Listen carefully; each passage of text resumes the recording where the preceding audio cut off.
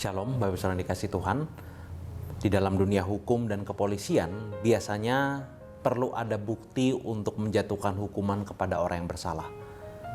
Kalau misalnya buktinya tidak kuat, buktinya nggak jelas, buktinya tidak sah, maka orang yang dijerat itu bisa lolos dari hukuman atau tidak bisa didakwa, tidak bisa dikenakan hukuman.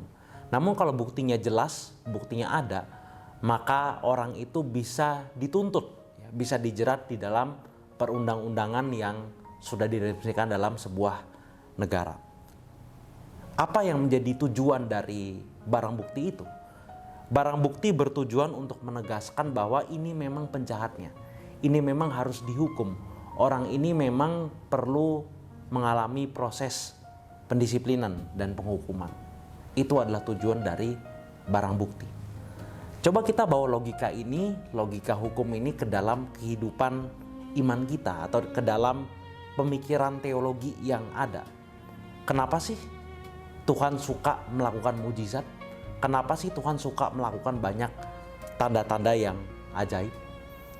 Saudara, kalau kita lihat dalam Injil Yohanes, kita bisa menemukan bahwa Yesus adalah pribadi yang melakukan banyak sekali tanda-tanda dan mujizat-mujizat. Yesus menyembuhkan orang sakit, Yesus menyembuhkan orang lumpuh, Yesus membangkitkan orang mati, Yesus memberi makan 5.000 orang dengan mujizatnya. Yesus bahkan setelah ia bangkit, ia menambahkan diri kepada banyak orang, kepada banyak oknum. Namun ada satu bagian yang sangat menarik di dalam Injil Yohanes, yaitu di dalam ayat yang ke-30-31 dan di dalam pasal yang ke-20. Dikatakan bahwa memang masih banyak tanda lain yang dibuat Yesus di depan mata murid-muridnya yang tidak tercatat dalam kitab ini. Tetapi semua yang tercantum di sini telah dicatat, supaya kamu percaya bahwa Yesuslah Mesias, Anak Allah, dan supaya kamu oleh imanmu memperoleh hidup dalam namanya. Kita tahu bahwa Yesus adalah pribadi yang ajaib dan berkuasa. Namun kalau kita lihat di dalam teks ini, maka kita bisa dengan jelas melihat bahwa semua pekerjaan Yesus, semua tanda-tanda yang Yesus berikan, itu dia berikan, dia lakukan supaya orang bisa percaya kepadanya sebagai Anak Allah.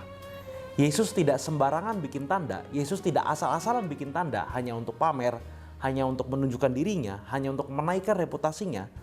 Tetapi dia bikin tanda supaya orang bisa percaya kepadanya, dan orang yang percaya kepadanya dapat mengalami kehidupan yang kekal bersama-sama dengannya. Saya percaya dalam hidup kita sudah melihat banyak pekerjaan Tuhan. Ada hal yang Tuhan lakukan, Tuhan sertai, Tuhan pimpin, Tuhan pelihara di dalam hidup kita.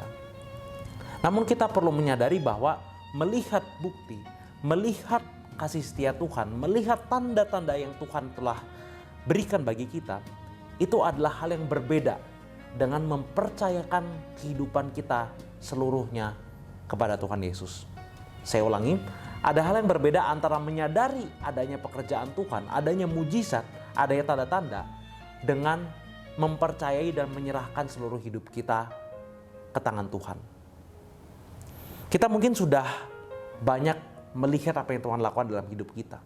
Kita sudah banyak dengar khotbah, banyak dengar kesaksian, dan bahkan kita sudah tahu bahwa karya terbesar yang Tuhan sudah lakukan dalam hidup manusia, yaitu dalam kematian dan kebangkitan Kristus.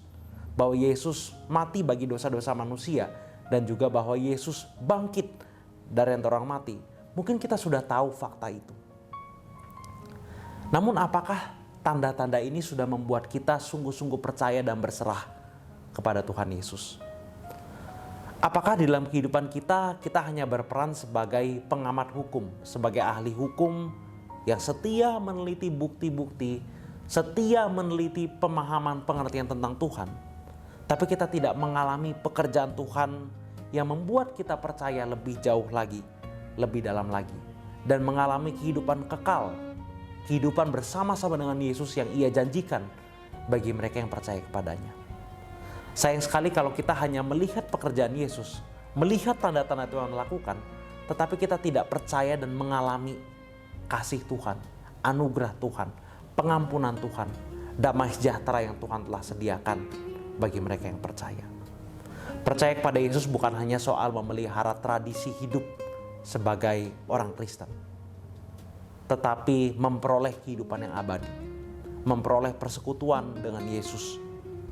Jangan biarkan banyaknya bukti hanya membuat kita menjadi pengamat rohani tanpa pertumbuhan iman yang sejati di dalam Tuhan. Mari kita datang kepadanya. Bukan hanya melihat tanda, bukan hanya mencari mujizat, tetapi mencari pribadi Yesus yang adalah sumber dari segala tanda dan keajaiban. Mari kita datang kepada Yesus yang adalah Tuhan dan Juru Selamat dunia. Percaya kepadanya, serahkan seluruh hidup kita kepadanya. Amin. Mari kita bersatu dalam doa. Tuhan, dalam hidup kami mungkin kami sudah melihat banyak tanda-tanda, banyak keajaiban, banyak pekerjaan Tuhan. Tapi Tuhan, pada hari ini firman Tuhan menantang kami untuk melihat bahwa kami tidak bisa hanya sekedar melihat tanda-tanda Tuhan, sekedar mengetahui keajaiban Tuhan, tapi biarlah kami boleh sungguh-sungguh percaya dan berserah kepada Tuhan. Biarlah tanda-tanda itu tidak membuat kami hanya menjadi ahli hukum, tetapi kami boleh benar-benar mengalami kehidupan yang baru di dalam Tuhan Yesus Kristus. Demi Kristus, Anak Allah yang hidup, kami telah berdoa mengucap syukur. Amin. Tuhan berkati kita semua.